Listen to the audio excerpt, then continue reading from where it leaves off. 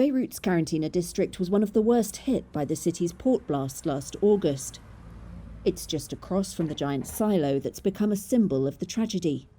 But the sheer scale of the destruction didn't daunt Marc Torbey El Helou, a charity worker who has used a wheelchair since a spine injury in 2016. I understood that I have a mission now and I'm on it. Helou's charity, Offre Joie or Offer Joy, has repaired Lebanese districts hit by war and violence since the 80s. Karantina itself was the scene of massacres. With the Lebanese state now hollowed out by decades of corruption and failure, it fell to aid workers and volunteers to rebuild the city. Offre Joie took on 6 blocks, the homes of about 350 families, in this low-income neighbourhood. There are still many residents who have not returned 7 months on. This is how vast the damage was and how much work was needed. But I think in 1 month's time, a larger number of families will be able to go back to their homes and finally live in them. Karantina is home to Lebanese, Syrian and other residents, a fire brigade and dozens of stores. All were hit hard by the blast that killed 200 people. Lebanon's devastating economic crisis worsened the blow.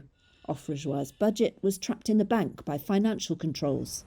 But donations poured in from abroad, in cash, construction materials and containers of food. Thousands of volunteers came too.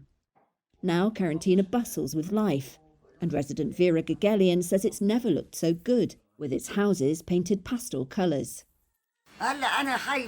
We never dreamed we would have a neighbourhood like this. I have called it the French neighbourhood because it looks like the elegant streets in France. Look, there is nothing more beautiful. Another blow was the destruction of a church, which was damaged during the Civil War and renovated in the 1990s. Volunteers have rebuilt it yet again, and worshippers gathered there for Christmas Eve Mass. Helou said people needed a place of hope and prayer. I think the way to heal a tragedy like this is simply through love. When we love and give from the depth of our hearts, we see that love is able to achieve miracles that otherwise could not happen.